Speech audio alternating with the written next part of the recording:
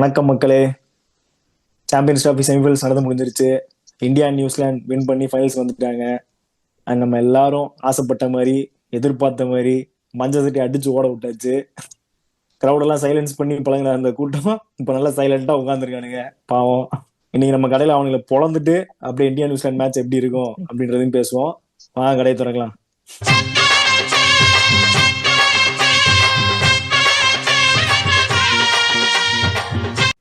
என்னப்பா மஞ்சள் சட்டை, ஐசிசி நாக் அவுட்ஸ்னு வந்துட்டா எங்களை கையிலேயே பிடிக்க முடியாதுன்னு சொல்லி நல்லா தெனாவட்டா சுத்திட்டு இருந்தீங்க. இப்படி அடிச்சு ஓட விட்டாங்களே, இதை பத்தி நீ என்ன ஃபீல் பண்ற? ஏன்டா ஆஸ்திரேலியா பி டீம் கூட வின் பண்ணிட்டு ஏன்டா இவ்வளவு சந்தோஷப்படுற? வெளியே போனவங்களை வச்சு ஒரு ஸ்குவாடே ரெடி பண்ணலாம். அந்த மாதிரி எல்லாம் போயிட்டானுங்க.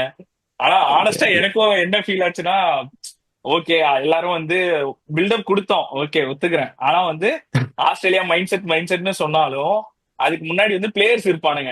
அவனுங்க வந்து என்னதான் மைண்ட் செட் வந்து ஐசிசி டோர்னமெண்ட்டுக்கு முன்னாடி வந்து மைண்ட் செட் கேவலமா இருந்தாலும் உள்ள வர்றப்போ அந்த மைண்ட் செட் செட் ஆகுறப்போ ஆட்டோமேட்டிக்கா பிளேயர்ஸ்க்கு அந்த பொட்டன்ஷியல் இருக்கிறனால அதை வச்சு வின் பண்ணிடுவானுங்க.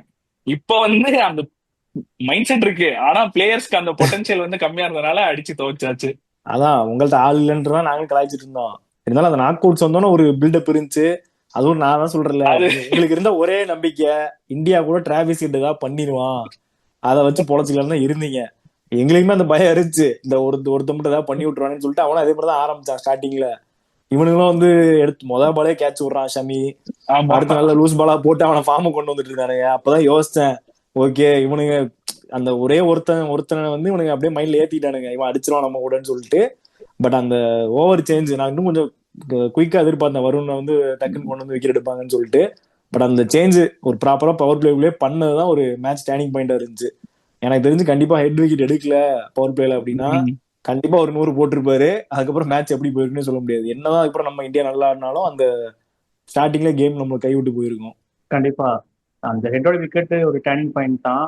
ஆனா அதுக்கப்புறம் மேட்ச் முடிஞ்சுன்னு எதிர்பார்க்கும் போது வந்துட்டு அவங்க ஆஸ்திரேலியாவோட மிடில் ஆர்டர்ஸை கண்டிப்பா பாராட்டணும். ஸ்மித், லவ்சகனே, அந்த கேரி, அவங்க 3 வருஷத்துல அந்த ஆஸ்திரேலியனோட அந்த மைண்ட் செட்டு, அந்த நாக் அவுட்ஸ் வந்துட்டா நாங்க கிவ் அப் பண்ண மாட்டோம்ன்ற அந்த மைண்ட் செட்டுக்காக கண்டிப்பா பாராட்டணும். நல்ல ஒரு காம்படிட்டிவ் கண்டிப்பா. டோட்டல் தான் கொண்டு வந்துருக்காங்க. 265 ஒரு நல்ல டோட்டல் தான், அதுவும் நாக் அவுட் ஸ்டேஜ்ல. ஆமா. ஆனா இந்த வக்கீலிங்ஸோட கிளச் மூமெண்ட் அப்படின்னு பார்த்தோம் அப்படின்னா ஸ்ரேயா ஐயரோட ரன் அவுட் தான், கேரியோட ரன் அவுட். அந்த ரன் அவுட் மட்டும் இல்லை கண்டிப்பா. அப்படின்னா சாலிடா 20 to 25+ ரன்ஸ் அடிச்சிருப்பாரு கேரி. அது இன்னும் கொஞ்சம் நம்ம இந்தியாவுக்கு தான் ரொம்ப டேஞ்சரா போய் முடிஞ்சிருக்கும். ஆமா, அதான் 300ங்கிறப்போ கண்டிப்பா ஒரு மைண்ட் லெவல்ல ஒரு பிளாக் வந்திருக்கும். இப்ப இந்த 264ங்கிறது வந்து நம்ம ஒரு ஈஸியான டார்கெட் கிடையாது. அதை வந்து ஈஸியா ஆக்குனது எனக்கு தெரிஞ்சு கோலியோட அந்த சேசிங் அந்த மைண்ட் செட் தான். அவர் கண்டிப்பா. காலகாலமா அதான் பண்ணிட்டு இருக்காரு. நம்ம நிறைய டைம் பாராட்டி எல்லாம் சொல்லியாச்சு. பட் இந்த இன்னிங்ஸ் வந்து பெர்ஃபெக்ட் ஒரு ஓடி இன்னிங்ஸ். அது ரொம்ப இயருக்கு முன்னாடி அவர் அதே தான் பண்ணிட்டு இருப்பாரு. எல்லா மேட்சும் பார்த்தா கரெக்டா அந்த ஓவர்ல வந்து பவுண்டரி போதோ இல்லையோ, டாட் பால் இல்லாம சிங்கிள்ஸா எப்படி கன்வெர்ட் பண்றது அப்படின்றது. இப்ப நம்ம ரீசெண்டா மத்த பாகிஸ்தான் டீம் இதெல்லாம் நம்ம கலாய்க்கிறது அதுதான். அவங்களுக்கு வந்து அந்த ஓடிஐல என்ன பண்ணணும், எதர் இப்ப டாட் பால் வச்சுட்டு இருக்கானுங்க, இல்ல அதுக்கப்புறம் கிரீன் வந்து ஃபயர் பவர் பண்ணி ஒரு 4-6 அடிச்சு கொண்டு வந்துக்கலாம் அப்படின்ற மாதிரி தான் இருக்கு. ஸோ அந்த சிங்கிள் ரொட்டேஷன் எப்படி கொண்டு போகணும், எப்படி நம்ம விக்கெட் விழுந்தாலும் நம்ம எப்படி விடாம அந்த கேம் எப்படி கையில விடாம இருக்கிறது, அதெல்லாம் பெர்ஃபெக்டா பண்ணாரு கோலி. அண்ட் ஆப்வியஸா ஸ்ரேயாஸ் ஐயர் இவங்க சப்போர்ட் எல்லாமே பெர்ஃபெக்டா இருந்துச்சு. அண்ட் ஃபினிஷிங்ல அக்ஷர் பட்டேல், ஹர்திக், ஸோ எல்லாரோட கான்ட்ரிபியூஷன் இருந்துச்சு. பட் அந்த கோலி தான் வந்து சேசிங் ஃபுல்லா கொண்டு போனது. நம்ம வின்னிங் ஃபேக்டர் அங்கதான் இருக்கு. ஆமா, அதுலயும் மெயினா வந்து எனக்கு வந்து ஆஸ்திரேலியா பவுலிங் வந்து என்னதான் ஆவரேஜ் பிலோ ஆவரேஜ் அந்த ரேஞ்சில் இருந்தாலுமே கேப்டன்சி வச்சு பவுலிங் லைனப் கரெக்டா தான் கொண்டு வந்துட்டு இருந்தாங்க. முடிஞ்ச அளவுக்கு அவங்க 100% வந்து யூஸ் பண்ணி எந்த அளவுக்கு மேட்சுக்குள்ளேயே இருக்கணும் அப்படின்ற ஒரு மொமெண்ட்டை வந்து செட் பண்றதுக்கு ட்ரை பண்ணிட்டே தான் இருந்தாங்க. ஆனா இந்த பக்கம் பேட்டிங் டெப்த் வந்து இந்தியாவோட பேட்டிங் டெப்த்தை வந்து நம்ம பேசியே ஆகணும். இந்த பக்கம் கோலி, அதுக்கப்புறமா ஸ்ரேயஸ் ஐயர், ராகுல், அக்சர் பட்டேல், ஹர்திக் பாண்டியா, இப்படி ஒரு லைனப் கீழ வரைக்கும். இவ்வளவு இப்படி இங்க இருக்கு. ஆஸ்திரேலியா பவுலிங் வந்து அவங்க 100% பொட்டன்ஷியல் போட்டாலுமே அவங்க இங்கதான் இருக்காங்க. சோ ஆப்வியஸா அவனுங்களோட 100% கொடுத்தானுங்க. ஆனா அது வந்து அவுட் நம்பர் பண்ணிருச்சு இந்தியாவோட பேட்டிங் டெப்த். ஆமா, அது நான் ஒத்துக்கிறேன். பவுலிங் ஆப்ஷன் அவ்வளவுதான் இருந்துச்சு. ஸோ அதை வச்சு பண்றது உம் பண்ணானுங்க. பட் எனக்கு என்ன தோணுச்சுன்னா, ஆஸ்திரேலியாவோட அந்த டிஃபால்ட்டா அந்த ஒரு இருக்கிற அந்த நாக் அவுட்ஸ் அந்த மாதிரி பெரிய பெரிய மேட்ச்ல இருக்கவங்களுக்கு மைண்ட் செட் கொஞ்சம் டிராப் ஆன மாதிரி இருந்துச்சு. ஏன்னா கேட்ச் வந்து ஹாஃப் சான்ஸ் கிடைச்சாலே பிடிச்சிருவானுங்க, ஆமா. எதையுமே விட மாட்டானுங்க. அது எல்லாமே இந்த மேட்ச்ல அப்படி மிஸ் ஆன மாதிரி இருக்கு. நம்ம வேர்ல்டு கப் 2023 வேர்ல்டு கப்ல பார்த்த Rohit Sharma catch, same catch இதுல லபிஷன் விட்டுருப்பாரு. அப்படி டிட்டோ அதே மாதிரி தான் இருக்கும். ஸோ அது வந்து எப்படி தோணுதுன்னா, இவனுங்க அந்த ஒரு பிளேயர்ஸ், பெரிய பெரிய பிளேயர்ஸ் இல்லாதது லைட்டா அவனுக்கு மைண்ட்ல இறங்கி இருக்கும்னு நினைக்கிறேன் செமிஸ்ல வந்தோடனே. ஸோ அந்த ஒரு சின்ன ஒரு தடுமாற்றம் தான் அந்த கேட்ச் டிராப் ஆனது இதெல்லாம். அது ஸோ அந்த ஆஃப் சான்சஸ் எல்லாம் பிடிச்சிருந்தாங்கன்னா மேபி கண்டிப்பா ஆஸ்திரேலியா எப்பயும் போல வின் பண்ணது கூட சான்ஸ் இருக்கும். ஆமா, கண்டிப்பா. மேக்ஸ்வெல்லோட கேட்ச் டிராப்பும் அப்படிதான் இருந்துச்சு. அதெல்லாம் எதிர்பார்க்கவே இல்லை. மேக்ஸ்வெல்லாம் எப்பேற்பட்ட ஃபீல்டர், அவரெல்லாம் விடுவாருன்னு சொல்லிட்டு எதிர்பார்க்கவே இல்லை. ஆமா. எப்படியோ மஞ்சள் சட்டையை நொறுக்கியாச்சு. ஆனா என்ன, இதை வந்து பெர்ஃபெக்ட் ரிவெஞ்சா ஏத்துக்க முடியாது. நாங்க வந்து உங்க ஊர்ல உங்க கிரௌட் அவ்வளவு பேர் முன்னாடி வந்து அடிச்சோம், நாங்க வந்து பி டீம் தான் கூட்டு வந்தோம், இதை அடிச்சுட்டு என்ன சீன் போடுறீங்க உனக்கு பேசலாம். நாங்க அதுக்கு என்ன பண்ண முடியும்? பிளேயர்ஸ் நீங்க தான் விட்டுட்டு வந்தீங்க ஊர்ல. உங்க பிளேயர் இன்ஜுரி ஆகி போனாலும் உங்க பிளேயர் டேய், பர்சனல் ரீசனுக்காக போனாலும் நாங்க என்ன பண்றது? நீயே நாங்க உண்மையை மஞ்சள் சட்டையை சொல்லு. பார்த்தோம், அடிச்சிட்டோம், அவ்வளவுதான். உண்மை உண்மையை நீயே சொல்லு. மேட்சுக்கு முன்னாடி பில்டப் கொடுத்தது யாரு? இந்தியன் ஃபேன்ஸ் தான். ஓகேவா? ஆஸ்திரேலியா ஃபேன்ஸ் என்னைக்குமே உனக்கு பில்டப் கொடுத்து சரித்திரமே இல்ல. இவனுங்களே வந்து எட்டு வந்து அடிச்சிருவான், கிழிச்சிருவான், ஆஸ்திரேலியானா அப்படி இப்படின்ட்டு. டேய், நாங்க எங்கடா சொன்னோம்? நாங்க சும்மா சரி ஓகே கண்டிப்பா நாங்க 100% போட்டு ஆடுவோம், அவ்வளவுதான். அவனுங்களோட பயத்தை வந்து பில்டப்பா மாத்திக்கிட்டு இருந்தானுங்க. இப்போ அடி எங்களுக்கு உழுது, அடி அவனுக்கு கொடுக்கறது. என்ன சிங்கம்னு சொன்னா அடிக்காம சிங்கம்னு நான் சொன்னா சுத்தி இருக்கவன் சொன்னாடா. நாங்க தான் இப்பயும் பாராட்டதான் செய்யறோம். ஆஸ்திரேலியா நல்ல டீம், யாரு வந்தாலும் அங்க ஒரு பயம் இருக்கும் அவங்க மேலன்றது, அதெல்லாம் சொல்லதான் செய்யறோம். பட் இது வந்து ரிவெஞ்ச், இப்ப எங்களுக்கான ஒரு சாட்டிஸ்பேக்ஷன் அவ்வளவுதான். மஞ்சள் சட்டி அடிச்சிட்டோம், செமிஸ்ல ஃபைனல் போயிட்டோம்ட்டு அந்த ஒரு சந்தோஷத்தை ஏற்க விடாம இதெல்லாம் என்ன ரிவெஞ்சு, இன்னும் பெரிய ரிவெஞ்சு அப்புறமா இருக்கு அதுன்ட்டு இப்படி பேசினா நாங்க என்ன பண்ண முடியும்? சரி விடுங்க, சந்தோஷமா இருங்க, நான் எதுவும் சொல்லல. அதான் ப்ரோ, நீங்க ஜெயிச்சிட்டீங்க. அப்புறம் என்ன விடுங்க, ஜெயிச்சிட்டீங்க. Come on, congratulation. கிளம்புங்க. சரி, நம்ம ஆஸ்திரேலியா அடிச்சு விட்டு ஃபைனலுக்கு வந்தாச்சு. இப்போ நம்மளோட இன்னொரு ஃபைனலிஸ்ட் நியூசிலாந்து. அவனுங்க எப்படி வந்திருக்கானுங்க அப்படின்னா, அவங்க டாஸ்ல இருந்தே அவனுங்க பக்கம் தான் அன்னைக்கு நாளே இருந்திருக்கு. சவுத் ஆப்பிரிக்கா கூட டாஸ் ஸ்லாண்ட்னர் ஜெயிச்சாரு. ஜெயிச்சோன்னா பேட்டிங் எடுத்தாரு, பேட்டிங் பிச்சுன்றதுக்காக. பேட்டிங் எடுத்தது இல்லாம வந்துட்டு ருத்ரா ஆடிட்டாங்க அவங்க பேட்டிங்ல. மெயினா சொல்ல போனோம்னா, man of ICC tournaments coming ஏஜ்ல வந்துட்டு நியூசிலாந்துக்கு ஒரு பெரிய பொக்கிஷமா வந்துட்டு இருக்காரு ரச்சின் ரவீந்திரா. அவர் ஒரு செஞ்சுரி. கண்டிப்பா. அப்புறம் நம்ம கேன் மாமா வந்துட்டு இனிஷியலா கொஞ்சம் ஃபார்ம் இல்லாம இருந்தாரு. நம்மளுக்குமே சந்தோஷமா தான் இருந்துச்சு. அவரை கரெக்டா நம்ம தான் ஃபார்முக்கே கொண்டு வந்திருக்கோம்னு நினைக்கிறேன். நம்ம அதான். குரூப் ஸ்டேஜ் மேட்ச்ல அதுல ஃபார்ம் பிடிச்சிட்டாரு.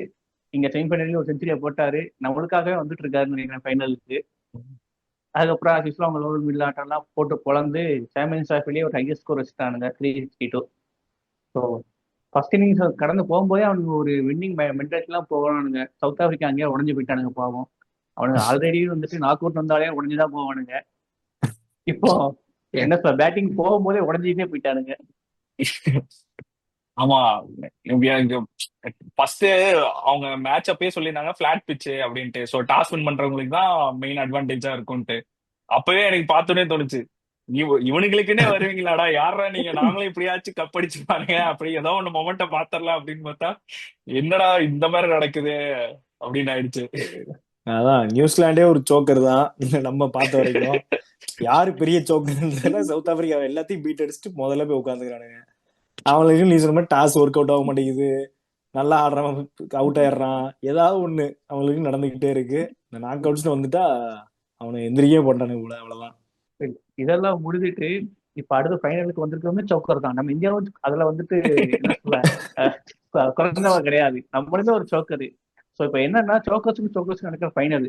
இதுல ஒரு முக்கியமான ஸ்டாட் என்னன்னு பார்த்தோம் அப்படின்னா, நியூசிலாந்து வரைக்கும் 4 ஃபைனல் தோத்துருக்கானுங்க ஐசிசி டோர்னமெண்ட்ஸ்ல. 2 ஃபைனல் ஜெயிச்சிருக்கானுங்க.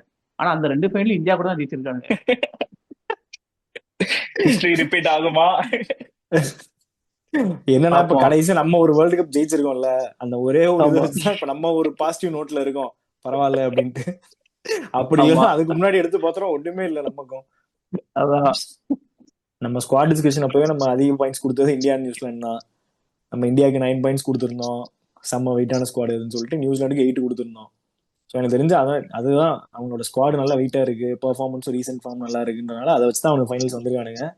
ஸோ அதான் ஸ்டோக்கர்ஸ் அதெல்லாம் தாண்டி இப்போ இவனுங்க பெர்ஃபார்மன்ஸ் எப்படி இருக்கும், யாரு கொஞ்சம் அப்பர் ஹேண்டா இருப்பான்னு பார்த்தா எனக்கு தெரிஞ்சு இந்தியா தான். ஏன்னா நம்ம பாயிண்ட் கொடுத்தப்பையும் சொல்லிப்போம், இந்தியா வந்து 9க்கு கண்டிப்பா ஓர்த்து அந்த மாதிரி ஒரு ஸ்குவாடு. ஏன்னா பேட்டிங் டெப்த் அதிகமா இருக்கு, பவுலிங்கும் செம்ம ஸ்ட்ராங் அப்படின்ட்டு. ஸோ அந்த ஒரு ஒரு ஹேண்ட் அப்பரா இருக்கிறதுக்கு காரணம் நான் எதா பாக்குறேன்னா, ஹர்திக் அண்ட் அக்ஷர் பட்டேல் தான். ஸோ அவங்க என்ன பண்றாங்கன்னா பேட்டிங்கும் செம்ம டெப்த் ஆக்குறது அவங்க தான்.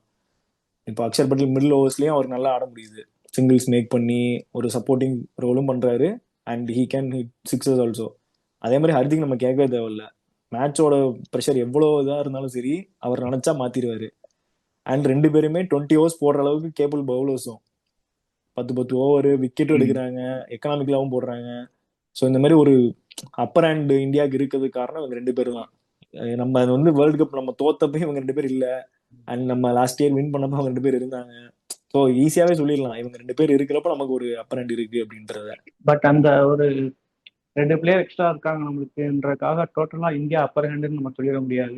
இந்த டோர்னமெண்ட்லயும் நம்ம பார்த்தோம் அப்படின்னா நியூசிலாந்து பவர் பிளே பவுலிங்ல செம ஸ்ட்ராங். ஸோ ஈவன் நம்ம லாஸ்ட் குரூப் ஸ்டேஜ் மேட்ச்ல நம்ம நியூசிலாந்து கூட விளையாடும்போது பார்த்தோம் அப்படின்னா நம்ம பவர் பிளேலயே 3 விக்கெட் எடுத்துட்டாங்க அவங்க. ஸோ அவங்க அந்த பவுலிங் டிபார்ட்மெண்ட்ல பவர் பிளே பவுலிங் டிபார்ட்மெண்ட்ல எஸ்பெஷலி வந்துட்டு செம அப்பர் ஹேண்ட். அதுவும் இல்லாம பார்த்தோம்னா அவங்க ஃபீல்டிங் சொல்லவே தேவையில்ல.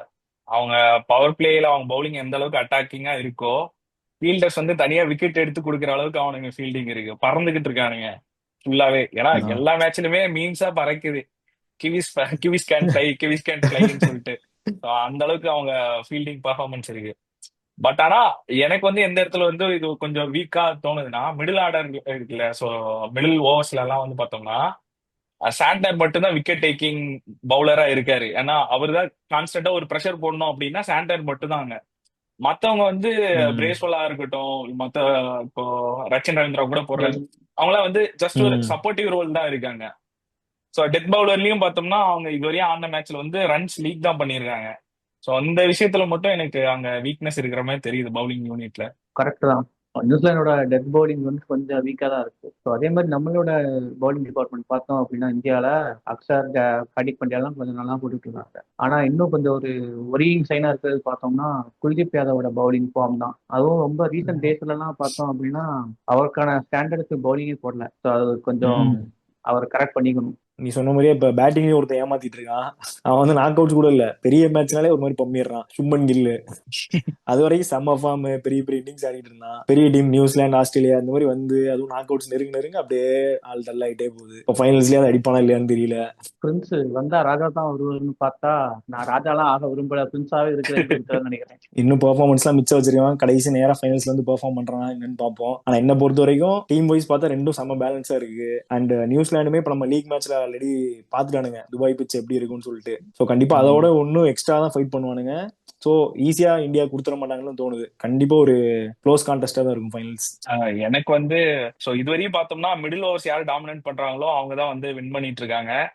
அந்த இதுல பார்த்தோம்னா இந்தியா வந்து பேட்டிங்லயும் சரி பவுலிங்லயும் சரி அப்பர் ஹேண்டா இருக்கு. ஸோ இந்தியா தான் டாமினேட் பண்ணுன்னு தோணுது எனக்கு. எனக்குலாம் க்ளோஸ் கண்டெஸ்டா தான் இருக்கும்னு தோணுது. மேட்ச் கடைசி பால் வரைக்கும் போகும்னு தோணுது. கண்டிப்பா ஒரு சூப்பரான ஒரு ஃபைனல்ஸா தான் இருக்கும். ஏன்னா இந்தியா நியூசிலாந்து இந்த டோர்னமெண்டோட டாப் 2 டீம்ஸ். ஸோ கண்டிப்பா நம்ம ஃபேன்ஸ் எல்லா Indian fans and world cricket fans எல்லாருமே எதிர்பார்க்குற ஒரு முக்கியமான மேட்ச். ஸோ அது எப்படி இருக்கு என்னன்னு நம்ம பார்ப்போம். அதுக்கப்புறம் திருப்பி நம்ம இன்னொரு வீடியோல சந்திப்போம். பார்க்குற நீங்களும் உங்க ப்ரெடிக்ஷன்ஸ் என்ன, ஃபைனல்ஸ் யார் வின் பண்ணுவா, யார் பெர்ஃபார்ம் பண்ணுவா, இது எல்லாத்தையும் நீங்களும் கமெண்ட்ஸ்ல சொல்லுங்க. இது வரைக்கும் நீங்க சப்போர்ட் பண்ண மாதிரி இனிமேல் நம்ம வீடியோஸ் எல்லாத்தையும் சப்போர்ட் பண்ணுங்க. ஃபைனல்ஸ் முடிச்சு சந்திப்போம். கலாஸ்.